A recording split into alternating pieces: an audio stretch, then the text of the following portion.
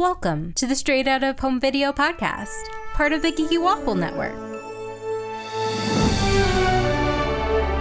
And this week's episode is Beauty and the Beast, The Enchanted Christmas. I'm Candace, and with me is Bri. Hello. And Patty of the No Guilt Disney podcast. Hey, Patty. Hey there. Okay, so this movie...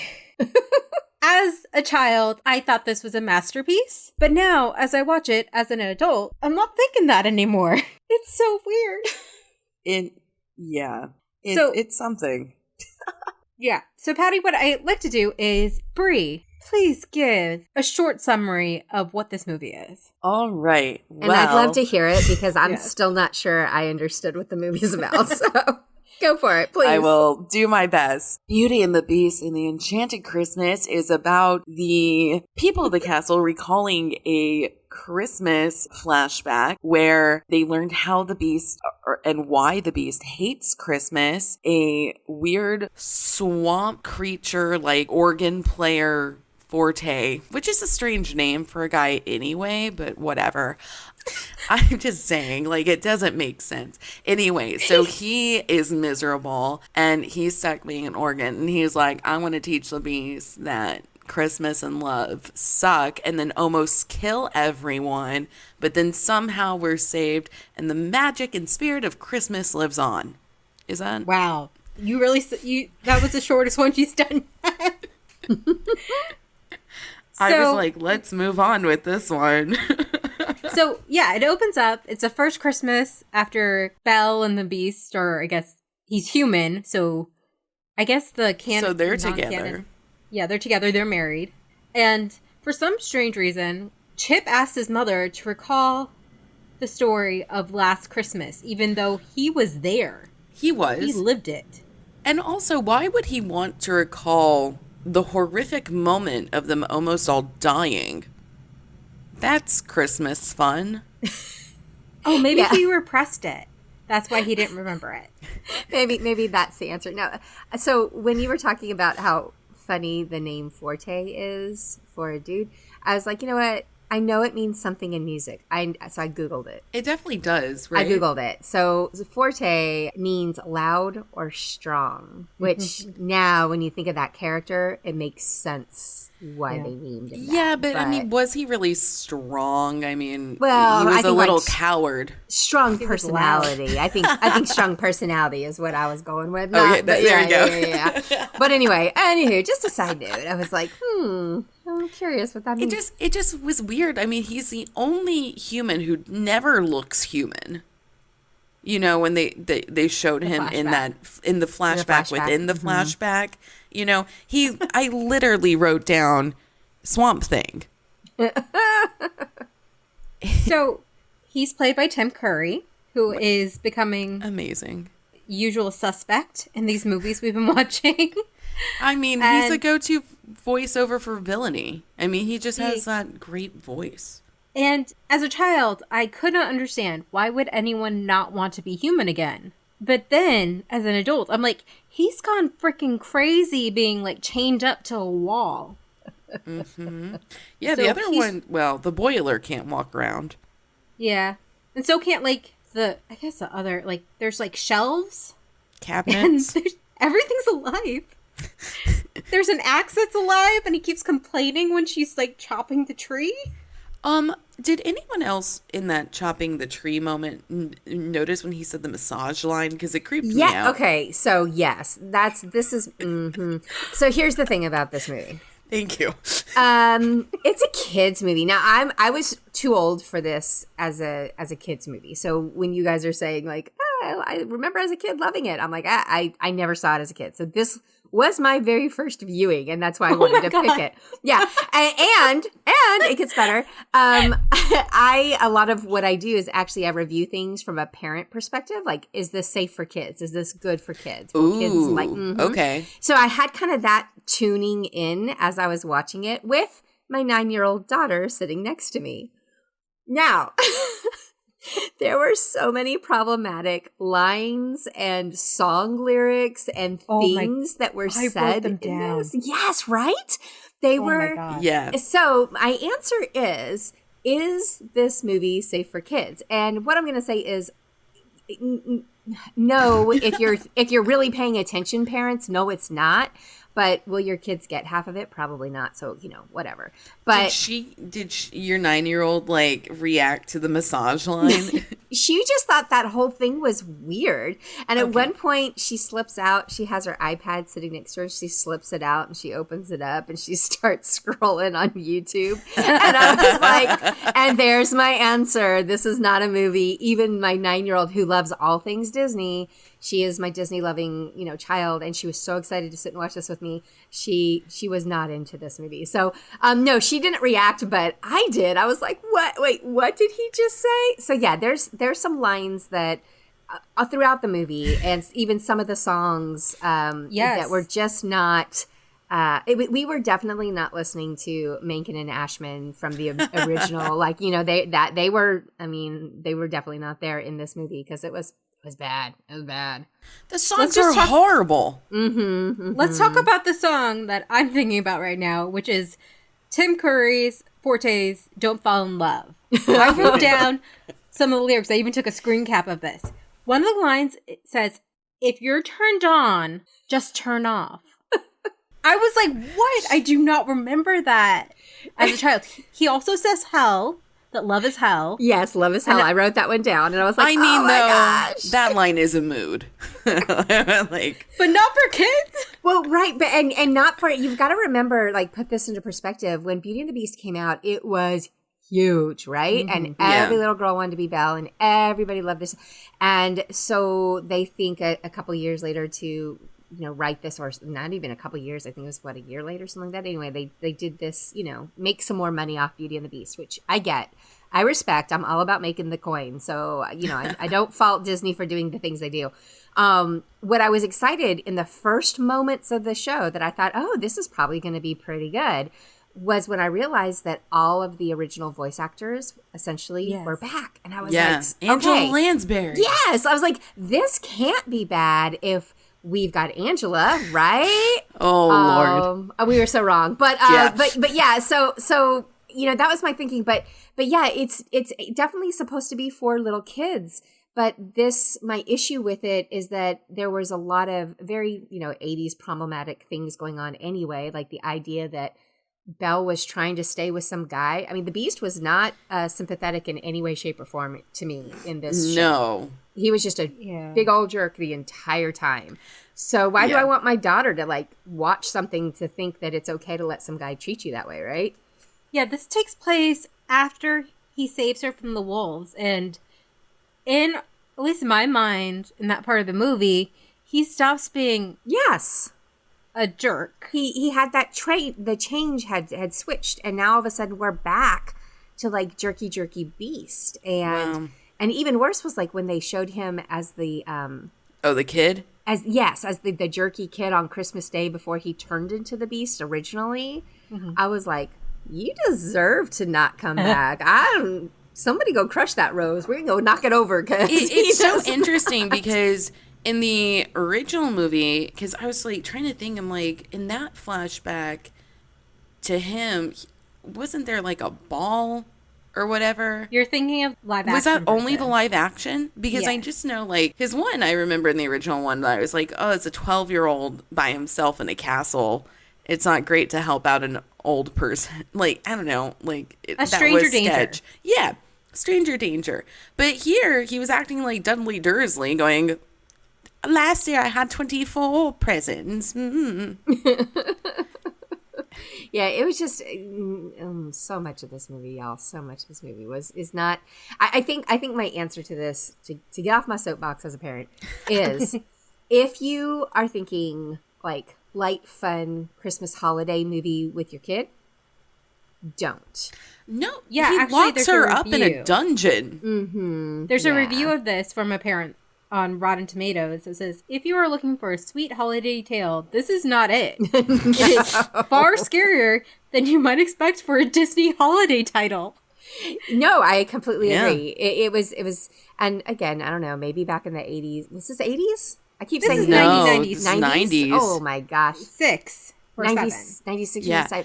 I don't remember us being quite this harsh back then, but maybe we were. I don't know. I mean, I know here we are in 2020 we look at things differently now, and some things we would never see on screen, right? That we saw back then.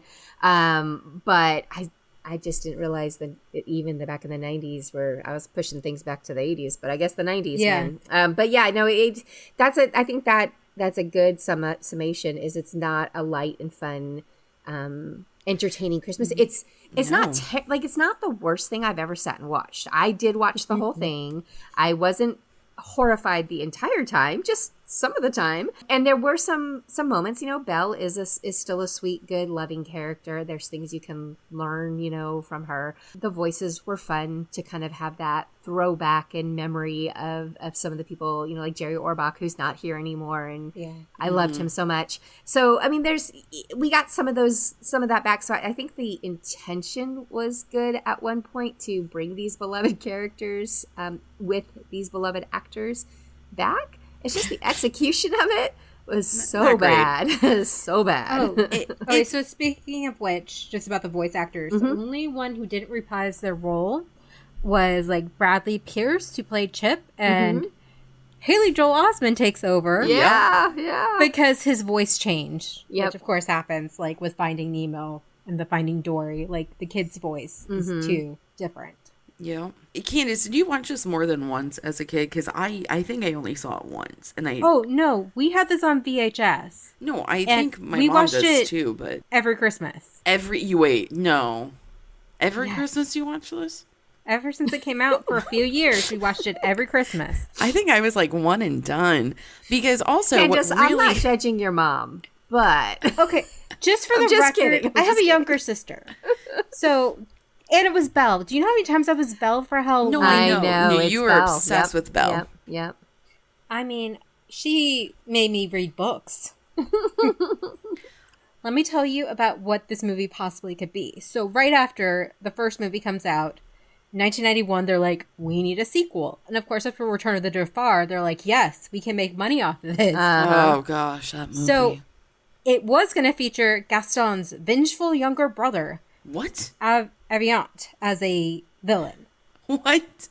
Yes. And he's actually in Jean Crusoe's the 1946 movie. So the filmmakers felt that it would lack the magic because they're going to be uncursed at this time. And there's going to be no Beast. It would be like Beauty and the formerly known as Beast. Right. Beauty and Adam. Yeah, his goal was to ruin the lives of Belle and the Prince. It sounds very Little Mermaid 2 with Ursula's sister coming in. Yeah. So they decided to do like a midquel. A midquel. Yes, that's what what we've been calling it. Yeah. I don't know if it made money. I don't know how much money it made. Are you ready? Yeah. Do you want to know how much money? I do, because I hope it was worth it, because it's not good. It is the fourth highest grossing direct-to-video animated film. Stop it. It is not. It made over $180 million. What? All right. Well, see, what am I doing with my life if this got that much money? It's right behind Aladdin the King of Thieves, which made $186 million. How much did this cost to make? Like, what was the budget on this? I can't find that, but based on previous ones, I would say $2 to $4 million. I mean, probably everything went to the voice actors, because the one thing that really, it just irritated me beyond anything else was how they animated Forte as the organ. It was like this 3D against a 2D, and I hate it. I hate it with a burning fire. As a kid, I thought that was cool. So yeah, Forte looked like what did I write down? He was a cross between Scar and the mirror, Magic Mirror or Evil's Queen. Yeah. Like that's the vibe I was getting anytime he'd say anything. But why wasn't it 2D? That I can't tell you, because I just don't understand. I was like, why is there mixed media in this movie? It just didn't need to be that. I feel like there's a lot, especially in these straight to home video sequels. I mean, they did that in the Mighty Ducks, the TV series. Maybe they were trying new things out, and this was like a test. Yeah, the place that they could get away with trying and seeing how people responded to it, or how it worked, or how they felt about it. Because, I mean, that was the only thing I could think of when I was watching this. And just trying to understand why they did it. And obviously I know the answer was money. And like I said, because we all wanted more Beauty and the Beast and all little girls wanted more Belle. So, I mean, I know why, but oof. I just hate that style anyway. Like, I prefer 2D. And it was so distracting. It took me out. I mean, not that this movie was great, but like, it did like take me out so much. Like, when watching it, I don't know. It was distracting. No, it was distracting. I get it. Yeah, it was so distracting. Yep. Oh, well, other than Tim Curry plays Forte, Paul Rubens plays Fife, his minion. Yeah, Paul. Pee-wee Herman? I did not know this. All right. Yep. All right. And then Bernadette Peters plays Angelique. Yeah. Now, I did know Bernadette Peters, and I adore her. Adore her. But this character... I could not even with her, especially like when they were doing the kitchen, the fake be our guest for the kitchen Christmas song where they were trying, which again, I know what they were trying to do, but it does not work, people. It does not work. It's actually, and it's so cringeworthy. It's just, it wasn't good. But her in that particular scene, I was like, Bernadette, baby, what are you doing? No, I don't like this. Who did this to you? And Lumiere. Lumiere's a freaking player. Oh. He needs to keep his flames to himself. He does. He was like that in the first one, though. No, he just had one girl, though. Fifi, the feather duster. No, I know. I don't know. He just gave that vibes, you know, that F-boy vibes. Oh. No, he did. Yeah. I mean, okay. I don't know. Okay, so I want to just talk about this scene really quick. When they're trying to convince Cogsworth to do Christmas, the wine glasses are whining, and I thought that was hilarious as a child. I was like, that's so clever. How did it work for you today? I thought it was a stupid child. Also, the way they get him to agree is to tell him they'll have pudding. And that goes to a whole other question. The furniture can eat? You know what? As you've told me in the past, Candace, a suspension of disbelief. That was Vanessa. That wasn't me. Sorry. I am here. Well, that's Vanessa. Well, She's I not don't here know. right now. Okay, well then we can talk about how weird it is. I've never seen a clock eat pudding. If I gave a clock pudding, it would drown in pudding. I don't know. Like there's too many questions if you bring that up. Like, where does it go? Do you have to feed, like, the freaking boiler or the axe? Well, the axe wanted the axe was sexual. He wanted something more than food. Oh my, he was. Oh God, y'all. This whole show was just. I'm sorry. I think I'm the one that picked it. I have to apologize. I made you guys relive this whole thing. Oh mercy! I think I didn't remember any of this movie, and maybe this is why.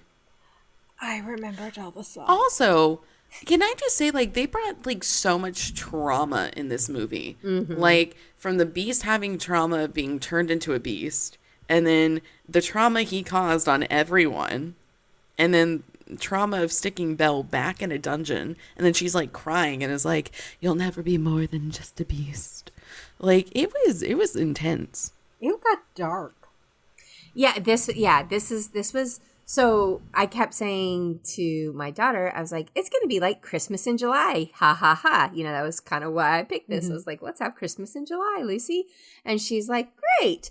And then we sat and we started watching it. And she looked at me and she goes, it's not Christmas, Mom. This is like Halloween. This is like a horror movie. I was like, you're not wrong.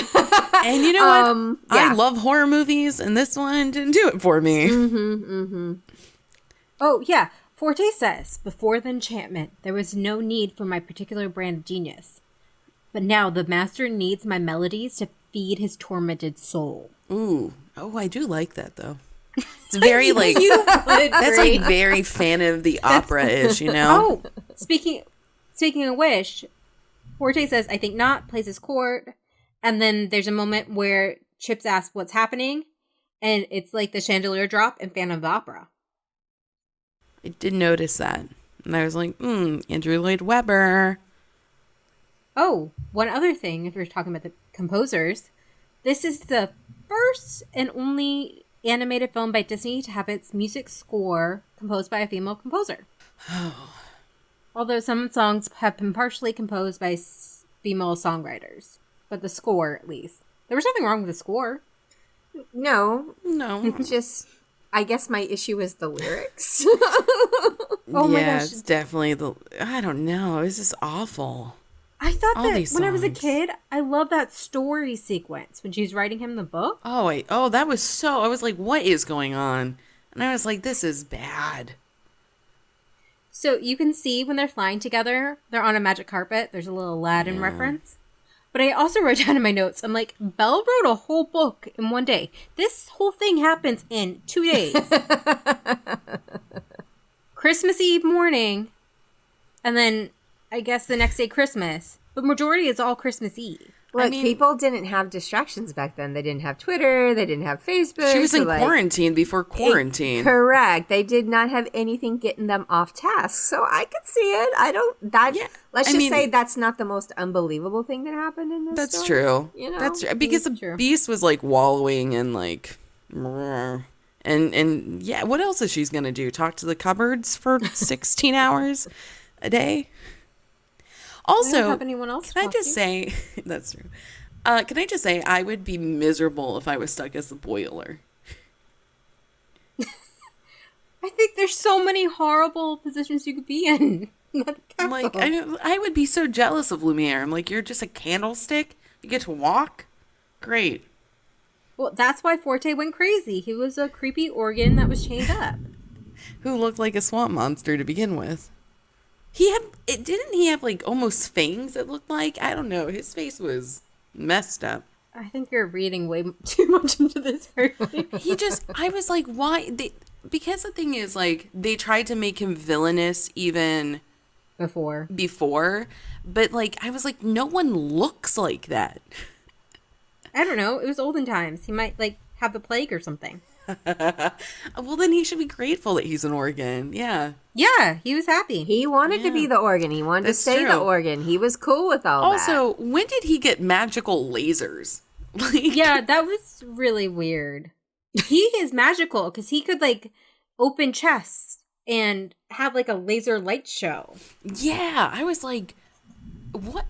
When did we get lasers in this? Like, it doesn't Y'all make no sense. I think we should just agree not to try to make any sense of this because I don't remember the 90s being where people were experimenting with a lot of psychedelic drugs, but maybe they were. I don't know. But whoever I came feel like up they with this one. Okay. Whoever came up with this,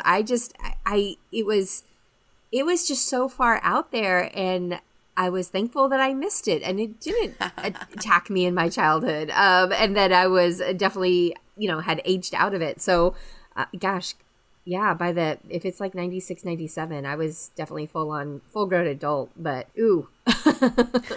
Not for kids. I just feel like the laser light show also reminded me something out of the Page Master. Oh. Yeah. I vaguely remember that one. I love the Macaulay Page. Culkin? Yeah, Macaulay Culkin, Page Master. That one traumatized me as a kid. Oh, I like that was scary. one. I like the ones that are supposed to be scary, not the ones that are supposed to parading as Christmas. Oh, so Patty, I thought you actually chose this one because this is the only sequel that we actually see in the Disney parks.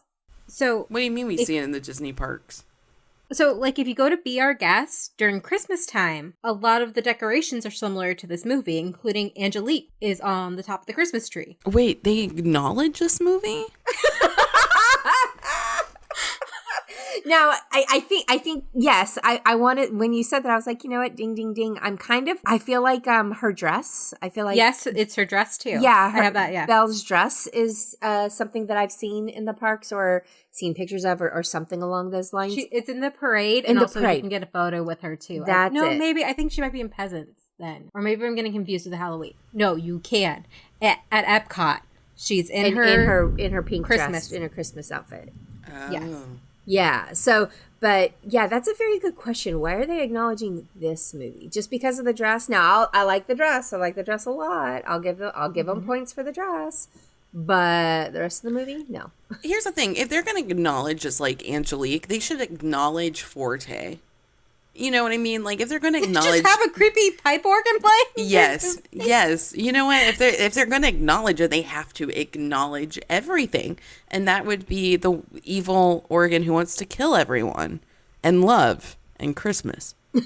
I might be wrong, but I do remember hearing like the Christmas. What's the Christmas song? As Long as There's Christmas, like the instrumental music of it playing. As long as there's Christmas.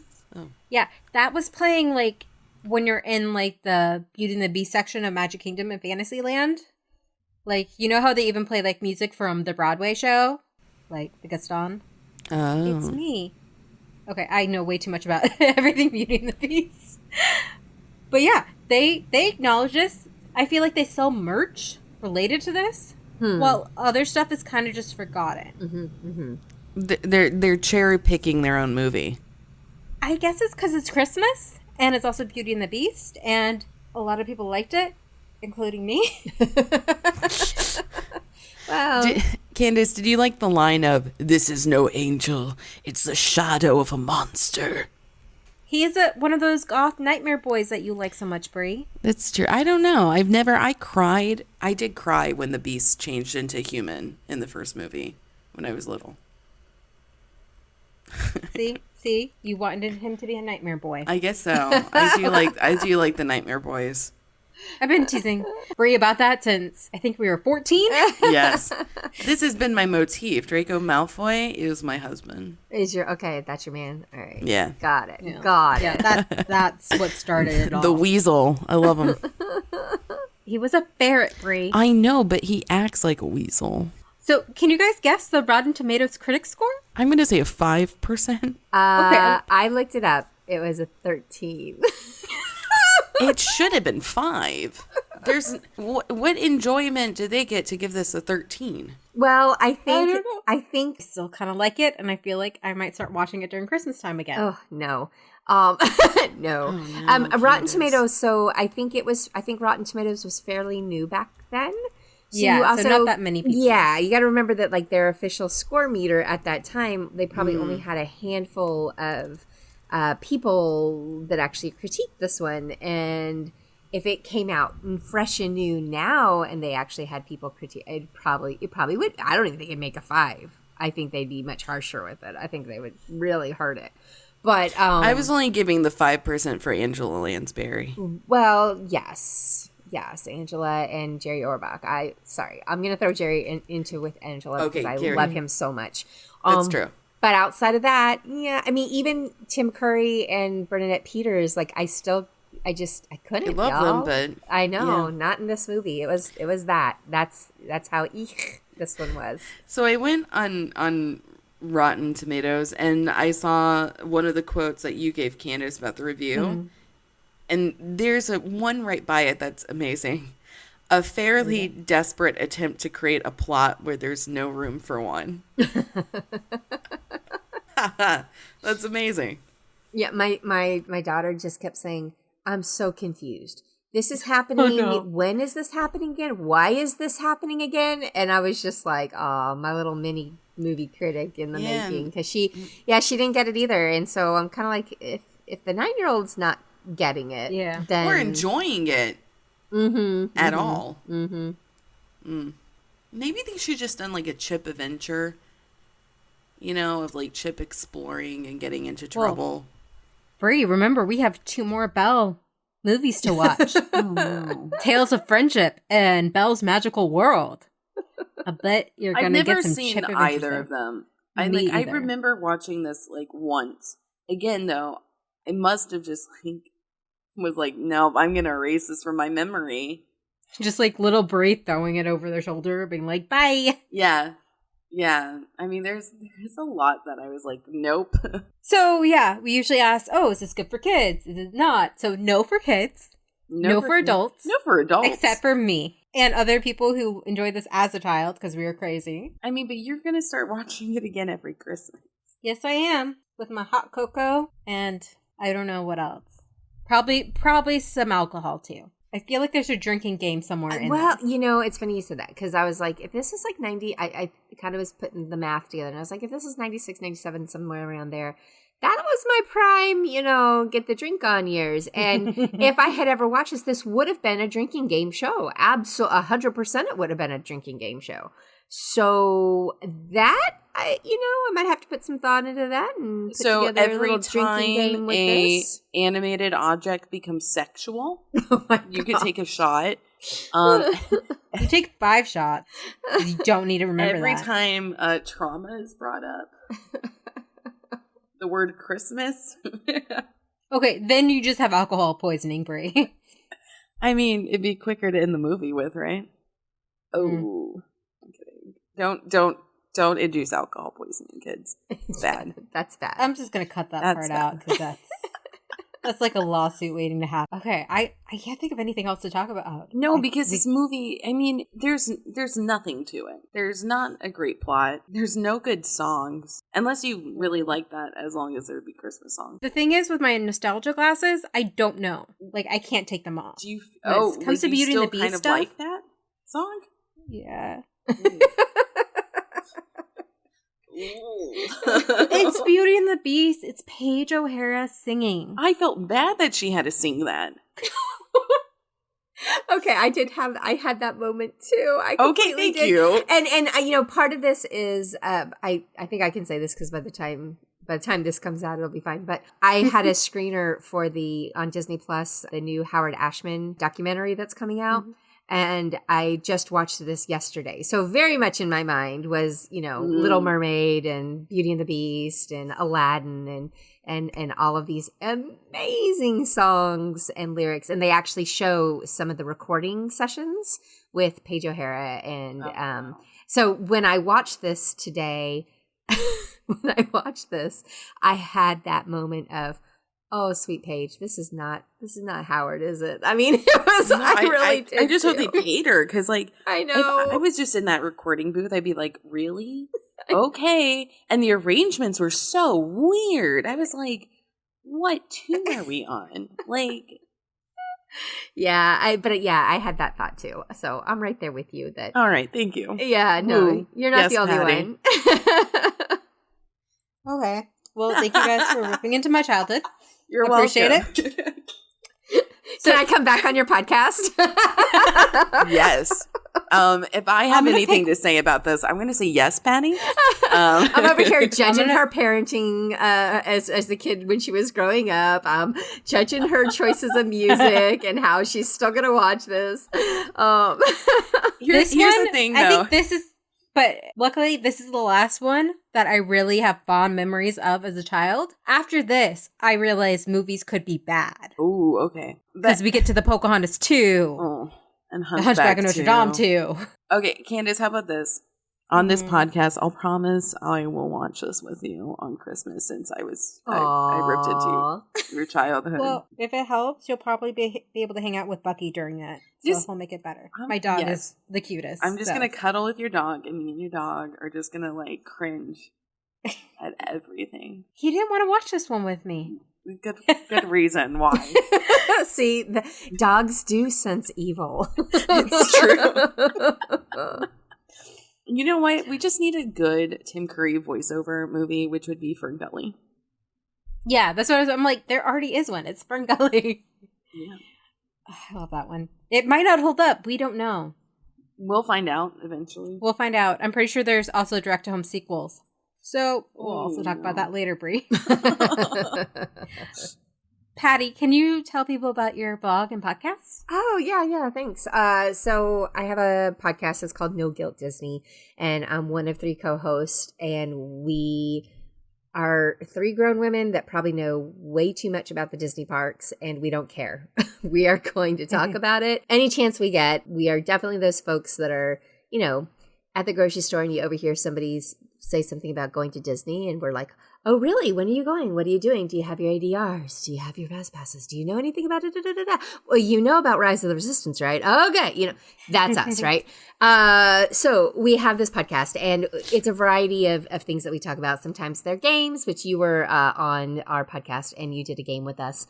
And sometimes they're news, because there's been a lot of breaking news lately. So we're kind of in this news thing right now.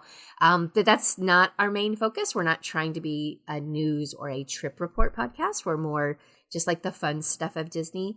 But we also have some fun things like on the horizon. Teresa's really into more of the history of things, and she really likes Imagineers and, the old men of Disney and that kind of thing. And we haven't had a chance yet to like dig into that side of things. So we're hoping to do that soon. So we're just kind of anything pretty much Disney parks is is available to be talked about. But our most popular episodes are things like the unpopular opinions.